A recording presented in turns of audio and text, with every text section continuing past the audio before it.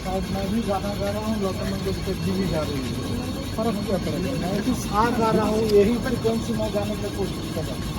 मेरे गले से सिर्फ यही एक ही सुर निकलेगी, लेकिन जब वो गाएंगी तब एक ही सेम लेंथ के अंदर, यहाँ देखिए दो दिख रहा है, यहाँ देखिए तीन दिख रहा है, नंबर उनके गले में शायद 15 हार्मोनिक्स आ जाएगा, मेरे गले में सिर्फ एक ही रहेगा। तो इसीलिए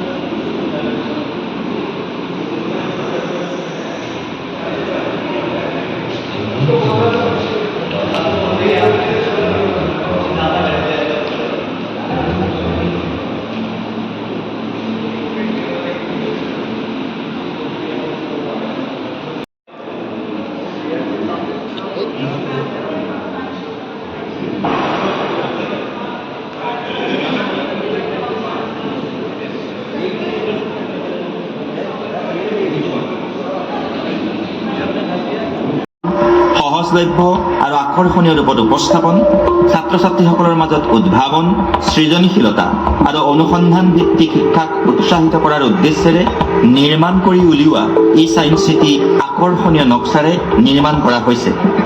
বিভিন্ন বৈজ্ঞানিক আৱিষ্কাৰসমূহৰ উপভোগ্য আৰু অভিজ্ঞতামূলক প্ৰদৰ্শনীৰ বাবে twister, waves in harmony, bounce to the moon, ইয়াৰ উপৰিও ডিজিটেল এডভেঞ্চাৰ গেলেৰী, জ্যোতিৰ্বিজ্ঞান gallery, interactive display, visual installation, omni theatre আৰু বিশেষ বিজ্ঞান প্ৰদৰ্শনীৰ ব্যৱস্থা কৰা হৈছে।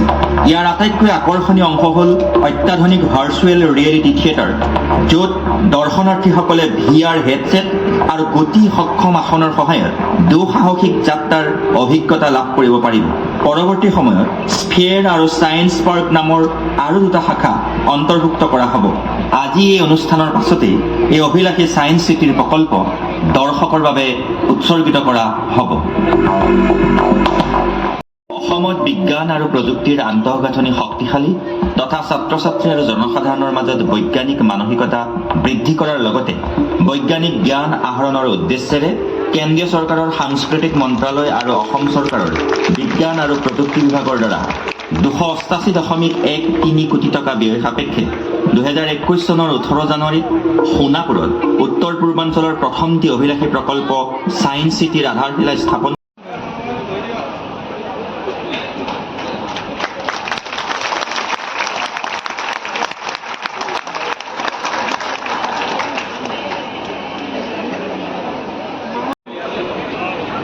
অসমে আজি বিজ্ঞান আৰু প্ৰযুক্তিবিদ্যাৰ ক্ষেত্ৰখনত অত্যন্ত শক্তিশালীভাৱে প্ৰৱেশ কৰিলে। আমি সকলোৱে জানো, আমাৰ গুৱাহাটীত বহুদিন আগতে আমি এটা প্লেনেটৰিয়াম স্থাপন কৰিছিলোঁ। আমি আজি বিজ্ঞান মহানগৰী গুৱাহাটী, ইয়াৰ মাননীয় মুখ্যমন্ত্ৰী ডাঙৰীয়াই শুভ উদ্বোধন কৰিলে আৰু এই ক্ষেত্ৰত আজি আমাৰ মাননীয় মুখ্যমন্ত্ৰী ডাঙৰীয়াই শুভ উদ্বোধন কৰা এই বিজ্ঞান নগৰীখন ভাৰতবৰ্ষৰ চতুৰ্থখন বিজ্ঞান নগৰী আৰু এইখন খুব সুন্দৰ এটা প্ৰাকৃতিক পৰিৱেশত ভাৰতবৰ্ষৰ আটাইতকৈ আটকধুনীয়া বিজ্ঞান নগৰী হ'ব। ইয়াৰ লগতে আমি আজি অসমৰ 5টা ঠাইত একেলগে আমি জিলা বিজ্ঞান কেন্দ্ৰৰো উন্মোচন কৰিছোঁ। আমিনগাঁৱত, বঙাইগাঁও, মাজুলী, শিলচৰ আৰু কলিয়াবৰত। ইয়াৰ আগতেও আমাৰ 5খন জিলা বিজ্ঞান কেন্দ্ৰ আছে, য'ত প্লেনেটেৰিয়ামো আছে, আৰু আমি 12খন নিৰ্মীয়মান অৱস্থাত আছে। এয়া হ'ব সৰ্বমুঠ 22খন জিলা বিজ্ঞান কেন্দ্ৰ। জিলা বিজ্ঞান কেন্দ্ৰবিলাক প্ৰায় আমাৰ ৰিজনেল ছায়েন্স চেণ্টাৰ গুৱাহাটীৰ সমপৰ্যায়ৰ সকলো সা সুবিধা উপলব্ধ আৰু আমি তাত জিলাখনৰ ভিতৰতে যথেষ্টখিনি প্ৰতিটো ব্লকত আমাৰ আৰ্যভট্ট বিজ্ঞান কেন্দ্ৰ আছে, য'ত আমি তৃণমূল পৰ্যায়ত বিজ্ঞানক লৈ গৈছো। গতিকে এটা সুন্দৰ বিজ্ঞানৰ তৃণমূল পৰ্যায়ৰ পৰা ৰাজ্যিক পৰ্যায়লৈকে আন্তঃগাঁথনিৰ এটা ক্ৰম নিৰ্মাণ হৈছে, যিটো ভাৰতবৰ্ষৰ কোনো ৰাজ্যত এতিয়ালৈকে নাই। অসমেই হ'ব প্ৰধান মানে প্ৰথমখন ৰাজ্য যে জিলাই জিলাই বিজ্ঞান কেন্দ্ৰ। মুখ্যমন্ত্ৰী গৰাকীয়ে কৈছে যে সন্তানৰ জন্মদিনত ইয়ালৈ লৈ আহক বা আকৰ্ষণ কৰক, এই ক্ষেত্ৰত কি আহ্বান জনাব? এতিয়া আমি ভৱিষ্যতে এটা আমি প্ৰক্ৰিয়া বা কাম আৰম্ভ কৰিম যে প্ৰত্যেকখন বিদ্যালয় ছাত্ৰ ছাত্ৰীক যাতে আমি এটা সময়ত এখন বিদ্যালয়ৰ ছাত্ৰ ছাত্ৰীক আমি বিজ্ঞান নগৰী আৰু আমাৰ শ্বহীদ স্মৃতি ক্ষেত্ৰ এইখিনি যাতে আমি দেখুৱাব পাৰোঁ, তাৰ কাৰণে আমি এটা পৰিকল্পনা কৰোঁ। ইয়াৰ আগতেও তেনেধৰণৰ আমাৰ ব্যৱস্থা আমাৰ বিজ্ঞান প্ৰযুক্তি বিভাগৰ পৰা আমি লৈছিলোঁ।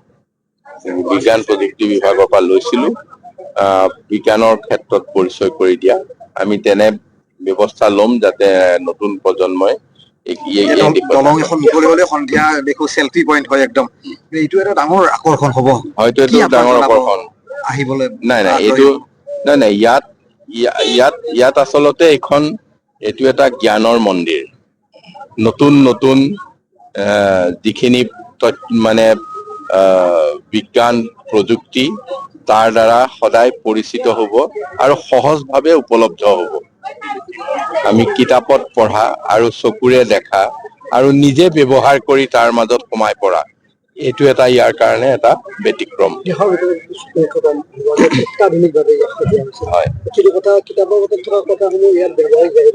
কিতাপৰ মাজত থকাবিলাক তেখেতসকলে ইয়াত ব্যৱহাৰিক নহয়, নিজে তাত ইনভলভ হ'ব পাৰিব, নিজে জড়িত হৈ তাৰ মাজত সোমাই পৰিব পাৰিব।